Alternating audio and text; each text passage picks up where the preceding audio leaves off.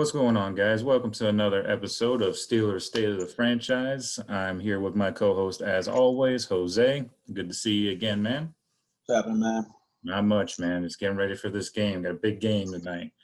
Yes, sir. So today we're gonna go into just our pregame scenarios. The game's coming on a little bit later tonight, around 8 o'clock. So we just want to go over some things, what we think are going to happen in the game, what needs to happen for each team to win.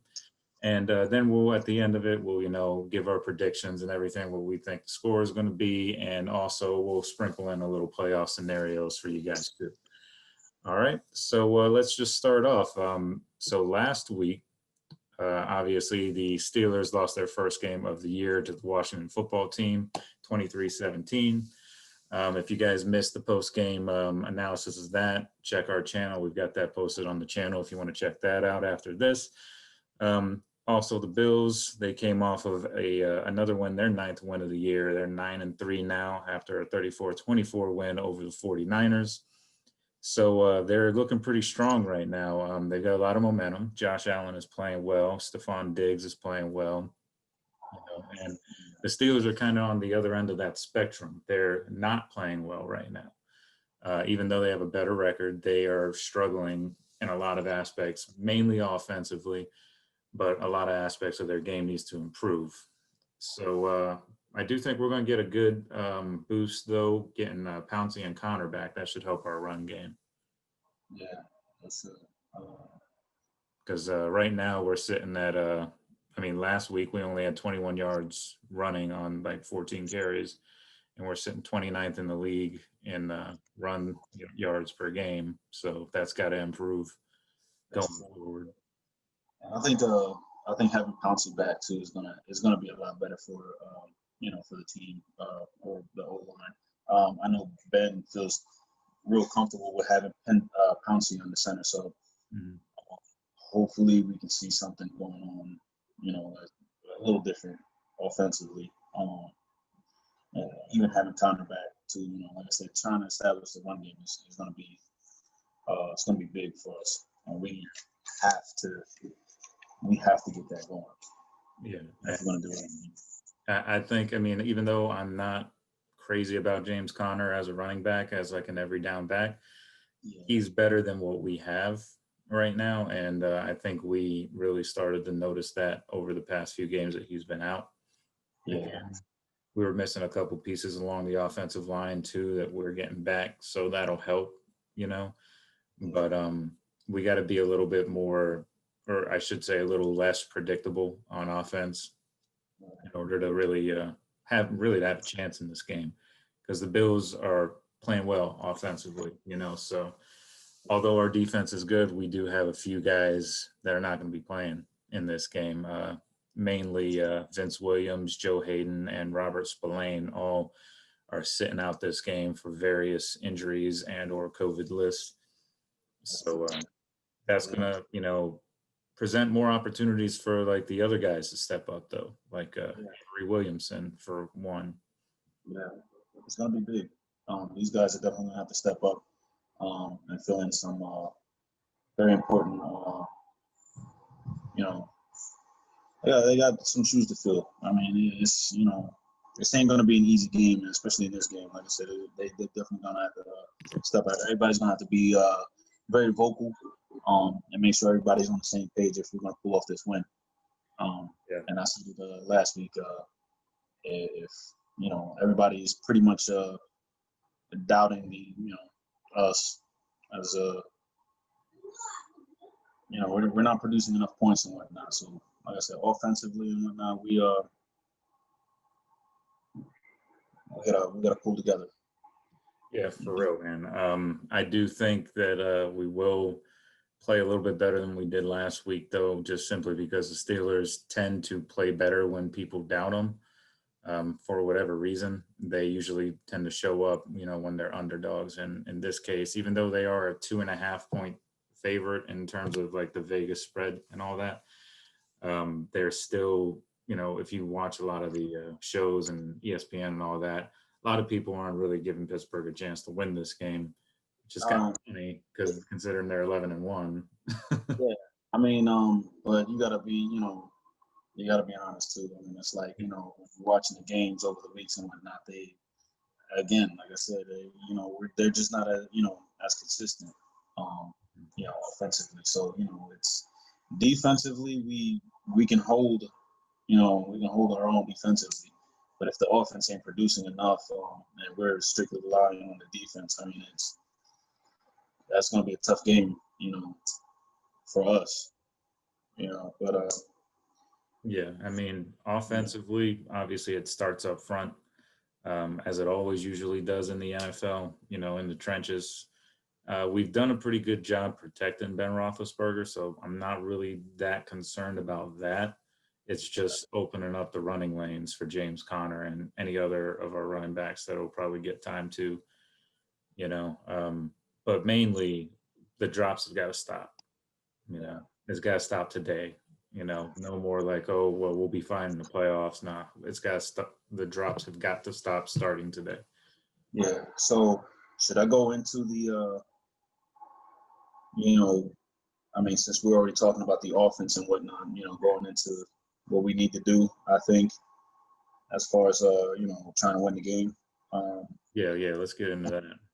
Some keys offensively, and it's something that we have been talking about for a while, is just trying to establish the run game. We've got James Conner back in the backfield, so we got to maximize on that. We also, I think that if with having James Conner back, I think if we used a little bit more of the play action, I know Ben and the offensive coordinator, they've been throwing a lot of tools. So if they want to try and keep that in the game plan, use the play action. Mm-hmm. I think, and that even that even goes with including using like a motion man. I think we do pretty good when we motion somebody. So just try to throw the defense off a little bit. And I also think that if we look for the man-to-man coverage, that's going to help Ben a lot too. Because to be honest with you, I'm not worried about the Bills D line at all. I think that we've got a solid D line and that they're going to protect Ben for as long as they can in there, especially in the man-to-man coverage. I think if Ben just sits in the pocket for a little bit and try not to rush the ball, just let the play develop a little bit more to give the receivers a chance to the break free. I think that they have a better opportunity at catching the ball. And I think that may have been an issue even in the past few weeks. I think Ben, I mean, it could have been that he was trying to rush it and get it there to them real fast, and he probably wasn't hitting or putting the ball where it should have been. Though I felt like the opportunities were there for the receiver to catch it. But like I said, I mean, those are some things that we got to we had to go back to the drawing board and just try to figure out a solution. So that's what I think we need to do: establish the run game, use play action, including using motion man, and look for the man-to-man coverage. Yeah. And since you said that, I just thought of this one thing that I was watching the other day, or actually reading. It was one of those analysts on FS1, I guess that show First Things First or whatever it's called. Brandon Marshall, he's one of the analysts on there, if you can call him an analyst. He said some wild shit, man. He said that Ben Roethlisberger is the reason why we haven't been running the ball well, because he needs to check his ego, because he's changing the plays at the line of scrimmage and stuff like that. And I just kind of thought to myself, I'm like, well, dude, first of all, you're a receiver. You're not a quarterback. So you don't know anything about what a quarterback sees, and why he has to change a play. And those are called audibles. I'm sure he's probably never heard of that before. Audibles are a thing in the NFL. I mean, he played for the Jets and the Bears and the Broncos. I mean, come on. He's not like playing with Tom Brady and all that. He was playing with Jay Cutler, both times in both Chicago and in Denver. So it's like, come on, man, that's like the most ridiculous thing I've ever heard. I mean, yeah, our running game is struggling for real, but it's not Ben's fault that our running game is struggling. That's just stupid. You know, he said that right after the it was right after the Washington game, and right? and it was clear. I think we hadn't had Connor in the past 2 games. Past 2 games, yeah. Yeah, so I mean the running game had been hit. Like we just I don't know what it is. We probably didn't know exactly what to do as far as on how to use Benny Snell, um, and the other guys. But I mean I don't know. The play calling could have been a little better, but for this guy to be even on here talking that smack, I'm like, come on, man. Yeah, I felt the same way. I was like, Yeah. I just feel like some of those analysts are put on TV just to say wild shit, Yeah, just to troll, just to sit there and talk their shit. But Yeah, it's just dumb, but that's besides the point. But yeah. Um, so so yeah, man. I mean, another thing you got to realize too about going back with the run game and everything is Connor was out, and so was Pouncey. But you got to also think the Steelers have basically been working on no rest for like 3 weeks straight. it's been a tough schedule, man. COVID really jacked up the whole thing. The NFL. Period. NFL jacked it up. Yeah. But I mean, but we've been working at it. We've been trying to do what we can, game plan, and I can tell that is there are some things that are just out of our control. Mhm. We just got to go out there and perform at the end of the day. Block out all the noise. That's the cliche thing that they say in the NFL. That's Block out the outside noise and just get the job done. Which I agree with, but hey, it's just about what we have to do, to win the game. And I do think, just piggybacking off of what you were saying in terms of the keys to the game, I do think obviously the running game, establishing that is going to be huge. It's going to be critical. The other thing too is we got to put pressure on Josh Allen. Yeah, defensively, yes. Yeah. So defensively, I think that like you said, applying pressure to Josh Allen. Josh Allen, we all know is he's got a great arm, and he can move. He can get out of the pocket. Right. He reminds me a lot of a young Ben Roethlisberger. I mean, okay. I'm not saying he's on his level, so don't get me wrong. Nah, I got you. Yeah, I'm not saying that. I'm just saying the style that he plays is very similar to what Ben used to play when he was that age, getting out of the pocket, making plays after contact or whatever. Because, I mean, Josh Allen is, of course, faster than Ben, but so is everybody else in the NFL, But Josh Allen's definitely got talent, man. Like I said, he's definitely up and coming. But in the sense, too, that he's also kind of like Ben Roethlisberger, he tends to make some mistakes because he tends to try and make too much happen, So I feel like our defense could get the ball from him a couple times. Yeah. So, and that's where I got as far as the keys. Part of the keys to winning the game on the defensive side is I think we need to try and contain Allen. And force the turnovers. If we can get him to just force get him to force the ball downfield, I think our guys have a better chance at picking something off or even batting a ball. And like I said, just picking it out of the air and getting it that way. Because like I said, I think that he, just like Ben back in the day, like you said, when he's on the move, he's definitely going to, stretch the play out a little longer, and he's going to find an open guy. So we have to contain him, I think.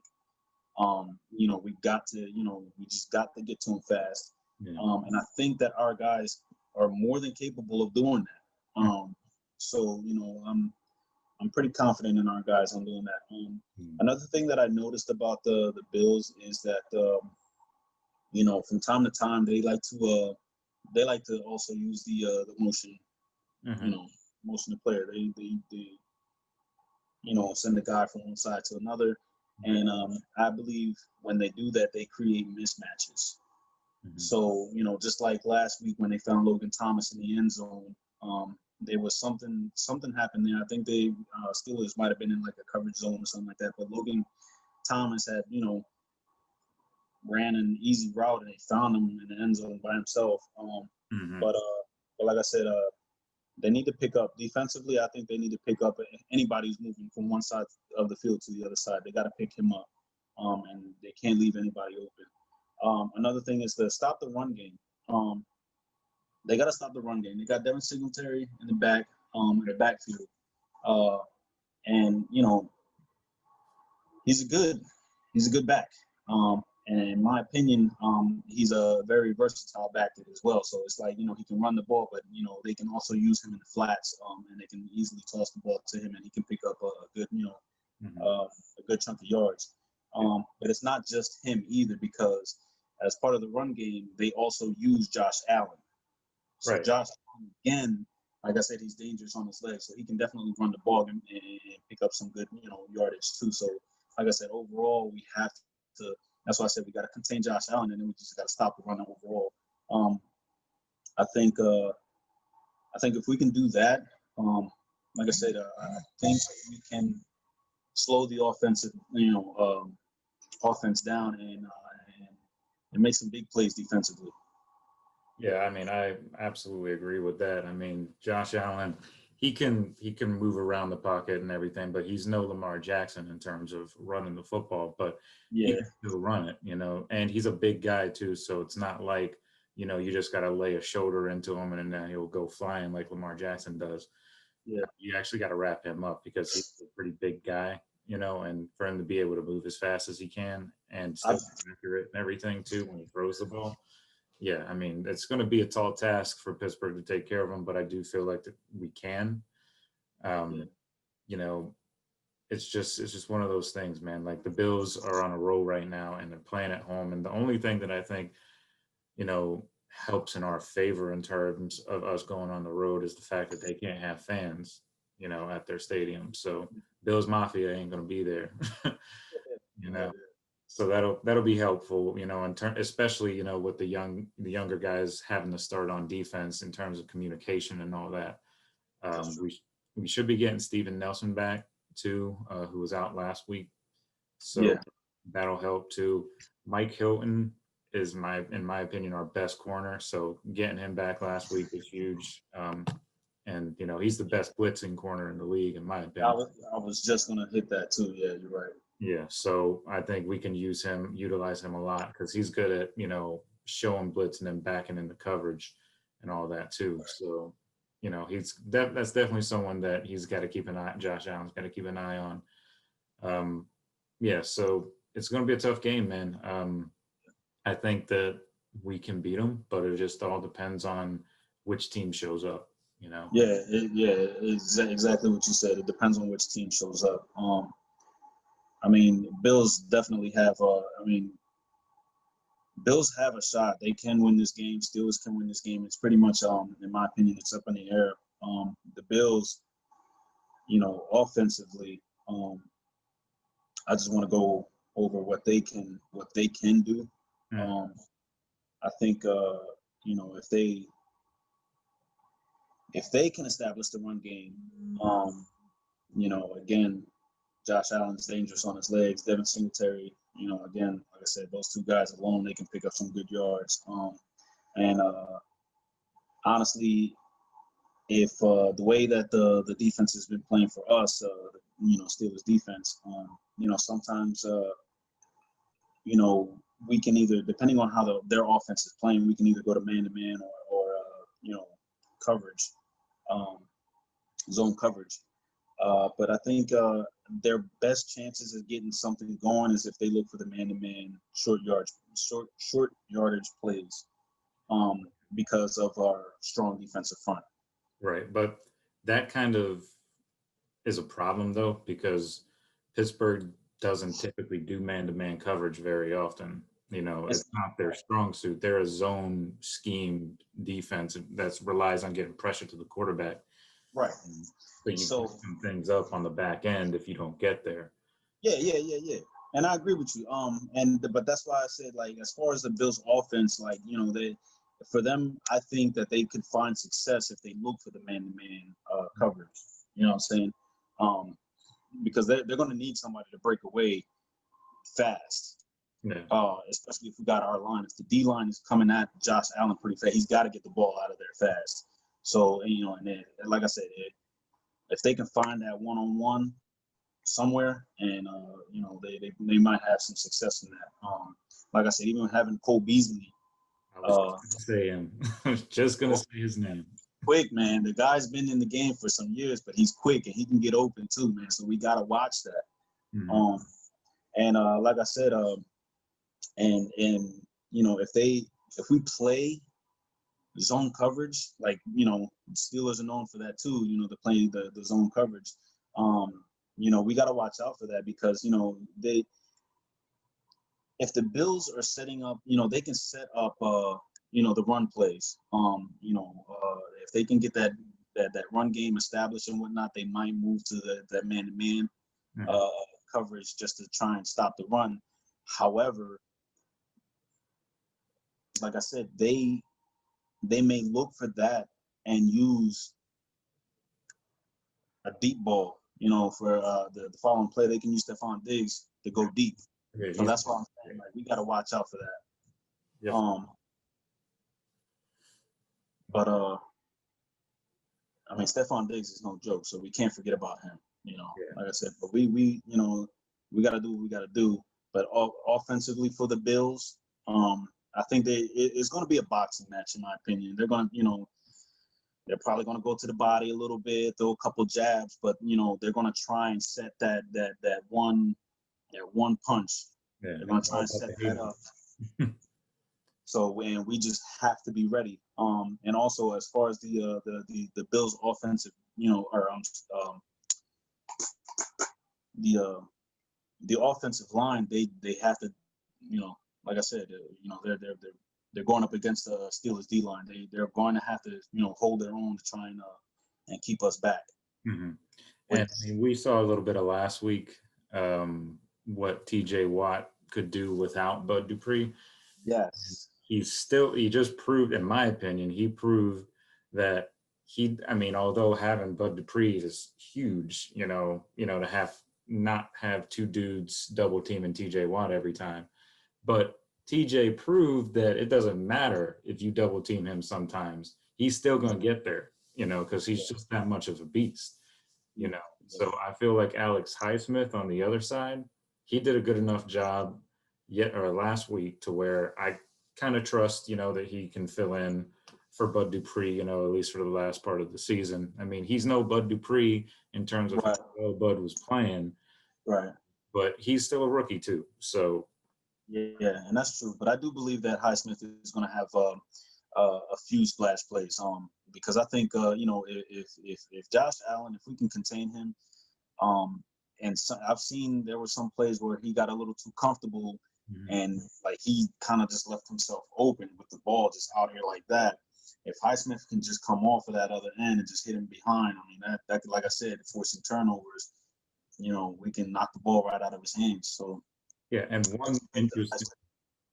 one interesting little piece of information is Avery Williamson. This will be his third time playing Josh Allen this year, because he played for the Jets and he saw them twice already. Okay.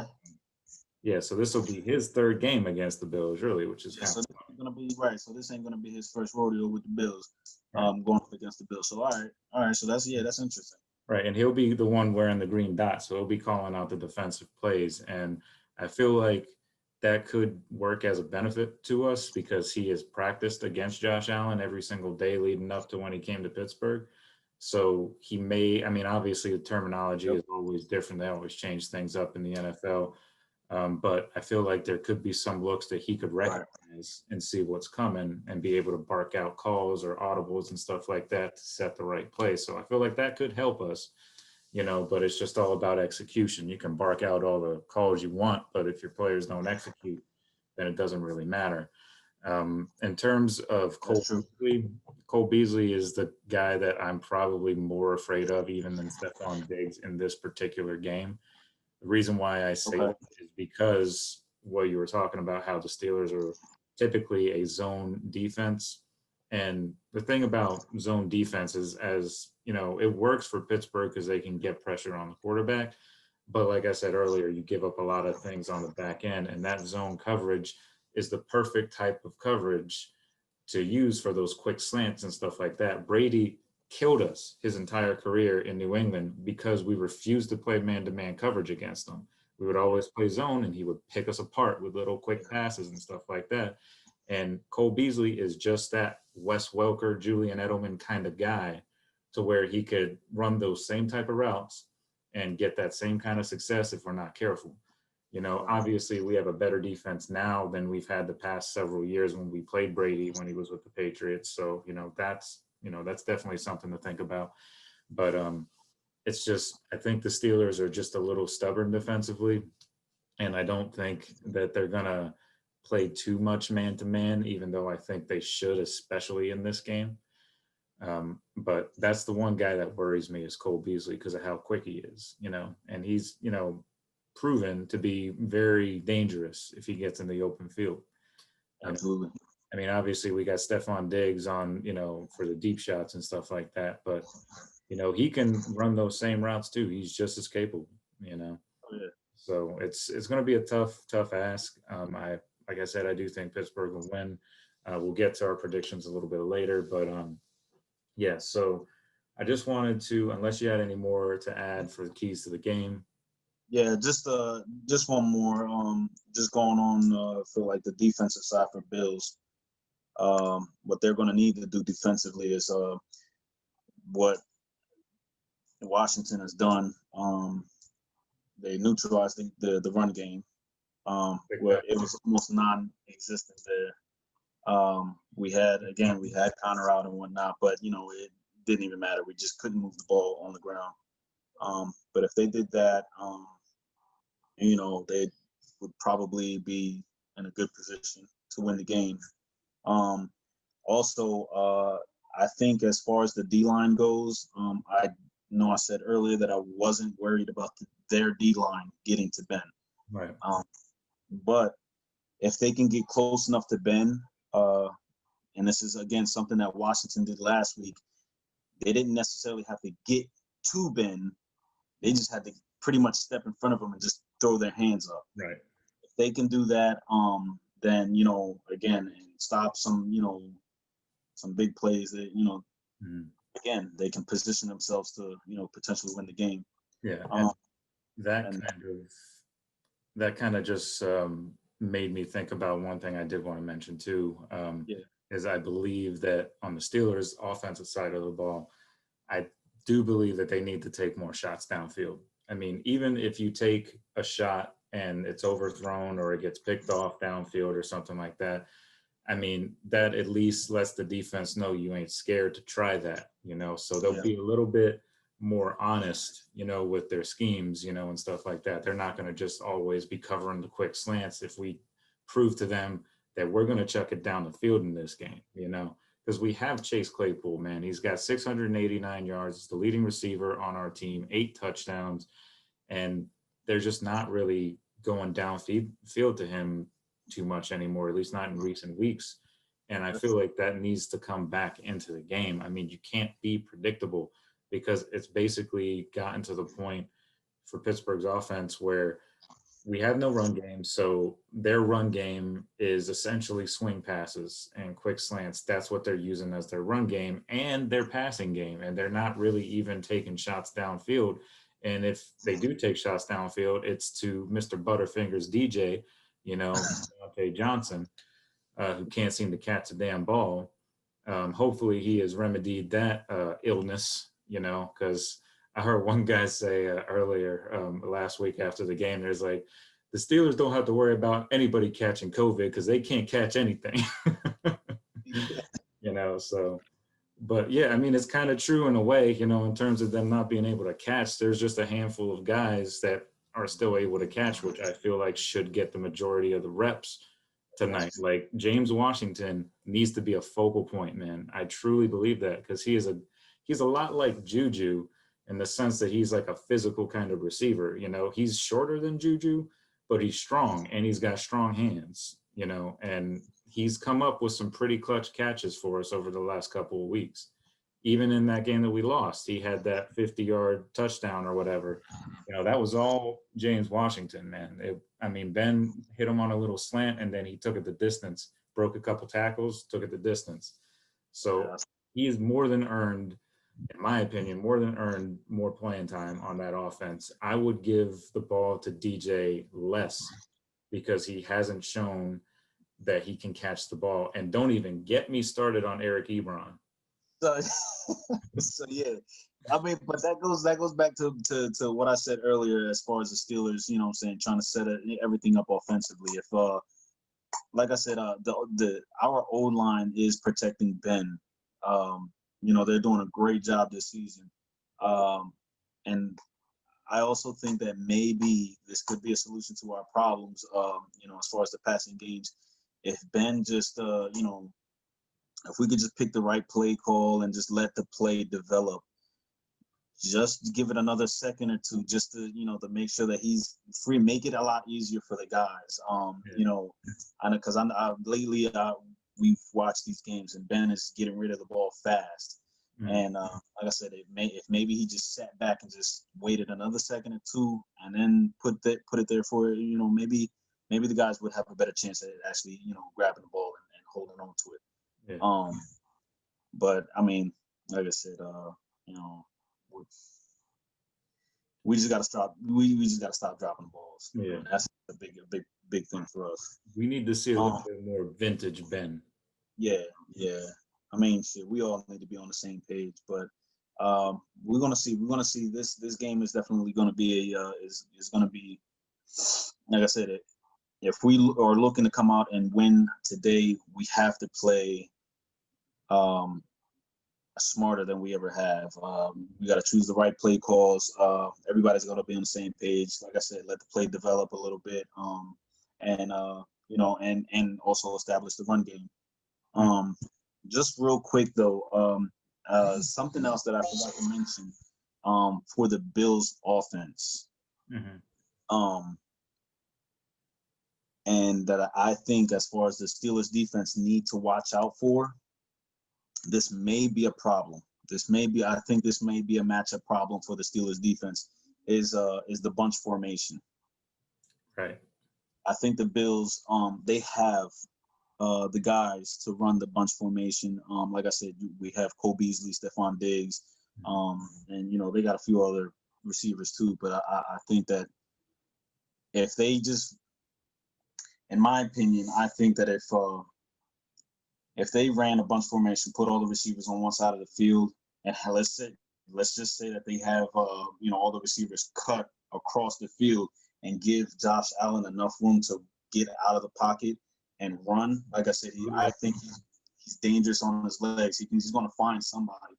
I think that's something that we definitely have to watch out for, because that, in my opinion, that may kill us. That, you know, if they, you know, yeah, I don't know about it, but yeah, we've seen other teams utilize something similar to that, whether it be, you know, the bunch formation and then the guys going to one side and then the quarterback running out to the other where there's basically nobody there, or whether it just be like an old-fashioned bootleg, you know.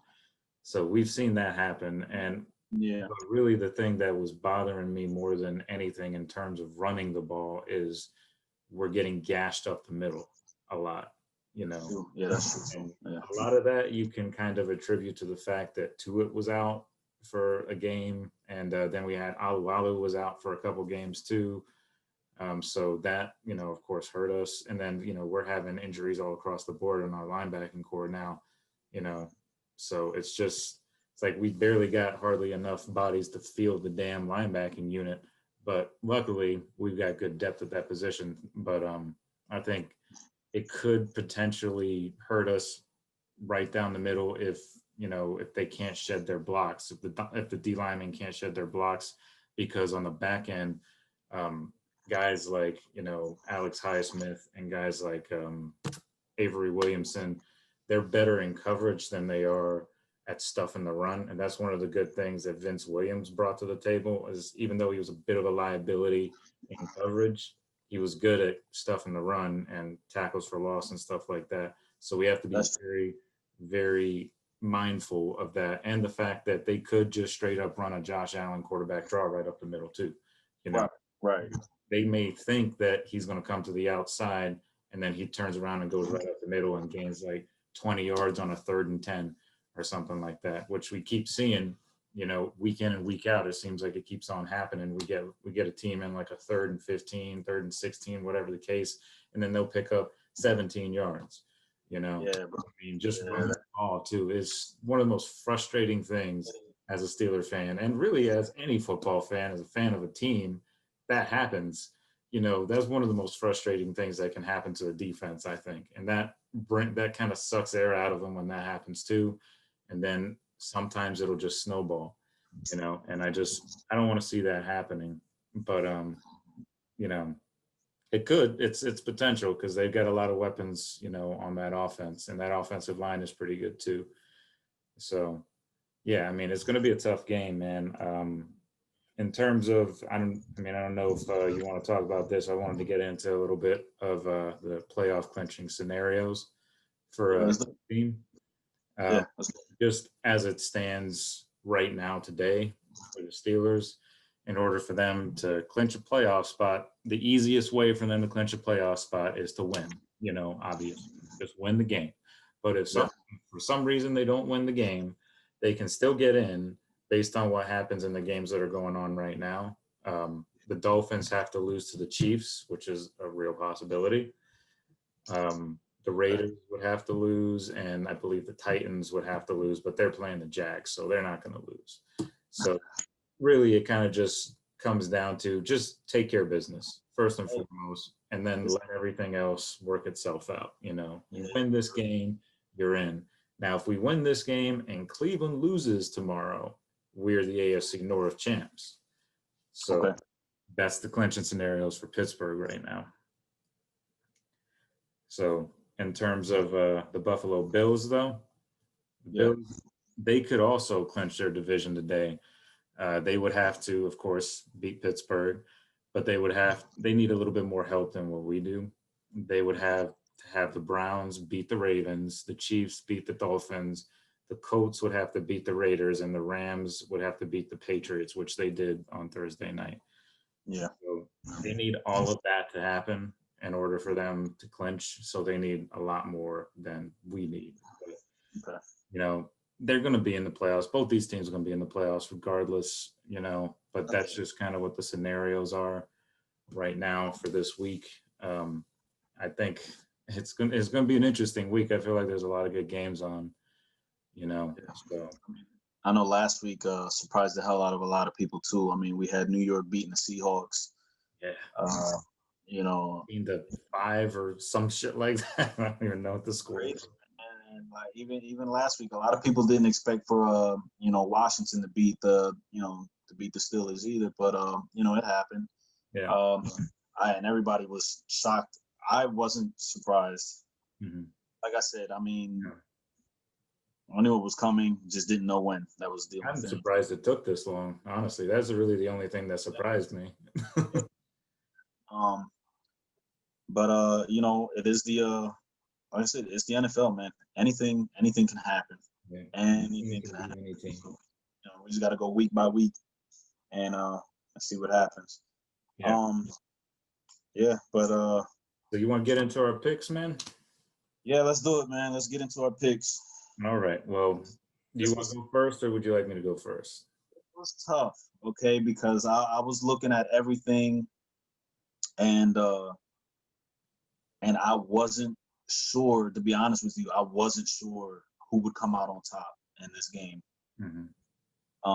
And so with that being said, I'll go first. I'll give you, my prediction. And I'm going to be honest. I'm going to be open-minded. I am a Steelers fan. So because of that, I'm not going to pick the Steelers every week. I'm going to be I know where you're going with this. real. All right. But it hurts me to say this, but I think that especially if we're going to come out playing the same way we have been, and it's just showing week after week, nothing has changed. And I'm afraid that this week we're going to come out and we're probably going to hit the same issues. We're going to do the same thing. And if that happens, I do believe that the Bills are going to come out on top 27-20. Okay. All right. Well, I kind of had a feeling that's where you were going based on how you started that. Now, I'm not too far off of you. I've kind of went back and forth on this all week because I know the Steelers tend to play better when they play stiffer competition for whatever reason. Yeah. But they do. This game's going to be tough. It's going to be in Buffalo, so it's a road game, so those are always tough. I'm looking like I think the Steelers are going to bounce back. I do. I think they'll hope bounce so. back. Oh And my God, I hope so. I don't think it's going to be a high-scoring game, though. I think I'm picking Pittsburgh 20-14. That's what I'm thinking. Interesting. All right, so cool. Side note, uh, again, I wanted to put this out there in case anybody didn't know, that the Bills are one of 5 teams that Ben has never lost to. Yeah. So I'm just putting that out there for the people. Yeah, I did You know, not know that. That's crazy. and again, like I said, I think it's going to be a close game. I mean, the Bills haven't won a game, or their wins wasn't no more than 10 points. It wasn't by. So like I said, regardless, I think this game is going to be tough. It's going to be close. We're just going to have to wait and see. Yeah. Yeah. We'll come on here. We'll talk about, the post game, once the game goes final, probably tomorrow or whatever. Yeah. We can come in and talk about that and see if our predictions, are right, and see why you were wrong. So yeah, I really hope so, man. Like I said, they need to come. They need to come out and play, man. Yeah, for real. We absolutely do. Josh Allen's been balling though, man. I mean, he's got his numbers. He's 3,400 yards, 26 touchdowns, 8 interceptions. So that's pretty good numbers. So honestly, man, I'm hoping that we can come out there and treat them like we did with the Browns the first time we played them. The Browns looked good, and we came up there and they didn't look like Browns. They looked like the old Browns when we played them. So, and that's kind of why I picked Pittsburgh to win this game. I'm not just being a homer, because I'm a big Steelers fan or everything. I mean, it's hard for me to pick against the Steelers, but I also realize, as it stands right now, if this was a game against the Chiefs, I'd be picking the Chiefs. Let me just be clear about that. I would not be picking Pittsburgh. And even if we get to the playoffs and play them, I'm still not sure I'd pick Pittsburgh to win that game based on just what I've seen thus far. But in this particular game, I feel like Pittsburgh's backs are against the wall. They've heard all the noise. People are doubting them this whole week. And I feel like this is typically the type of situation where Mike Tomlin gets the most out of his guys and they actually come through. So I'm sticking with that score, 20-14. I know it's a 6-point spread or all that shit, but it's going to be one of those games that's like tied or like a field goal difference the whole game. I just think Pittsburgh will tack on another field goal towards the end. I hope so, yeah. Yeah, because speaking of field goals, we're getting Chris Boswell back. Yeah, I mean, I'm not sure how I feel about that, whether I should be happy or not. So, well, yeah, I mean, that kind of goes in line with my score then, because, we'll score 3 touchdowns and he'll miss one of those extra points. He will. I mean, because even last week, when it came to last week, when we didn't have Boswell available, and I think that might have been a reason why we lost the game too, because we didn't go for the field goal try. Well, that's not on the kicker though.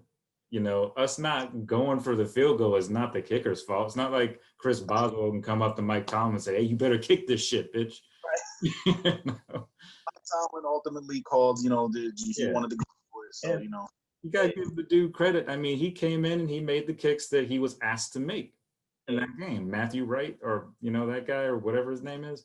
Yeah, he made all the extra points, both of them. And he made the field goal that we asked him to come in and make. Yeah, Tomlin should have had him come in at least one more time and kick a field goal during the course of that game, but he didn't, and we lost, and that's in the past. Right, it is what it is, man. So now we're here. Yeah. So I mean, we'll see if Boswell, a week off, straightened his vision a little. We'll see what happens. Right. Because there'll be games where he'll play lights out, and he'll be like one of the most accurate kickers in the NFL. And then there'll be games where he like misses chip shots and like misses extra points. And it's like, dude, It's your one job. You have one job. Kick the ball. That's it. One job. Even when they're practicing, all the guys are running through drills. What's Chris Boswell doing? He's kicking the damn ball. That's it. That's your one job, man. You get paid millions of dollars to do it. I expect you to do it well. I mean, Hey, I know I'm not a professional kicker and all that, so I don't know all the ins and outs of being a kicker. But I mean, I'd like to think that that's probably the least complicated job on an NFL roster is kicking right, the ball. You got these two bright ass neon yellow poles. You just kick that's it between them. That's right there. Gonna see, man. He might. Hey, when it comes down to it, he might come up clutch for us, man. He might win the game for us, but we gonna see. He might lose the game for us too. That's what you get with kickers. I'm trying to be optimistic, but but that's true. It is It's true. hard for me to be optimistic as a Steeler fan. All right, man. Well, I guess that's it for me. Unless you wanted to add anything else. No, just keep an eye out. Our audience that's watching, keep an eye out for our post game show that'll be coming up after the game. Not directly after it, obviously, because it's gonna be a Sunday night game, and we got work and families and shit like that. So, y'all gotta have to wait for that. But we'll have this one posted pretty soon. So, yeah, that's basically all I got. Yes, sir. All right, Post it. guys. Well, I appreciate you all watching, and we'll catch you guys next time on the Steelers State of the Franchise.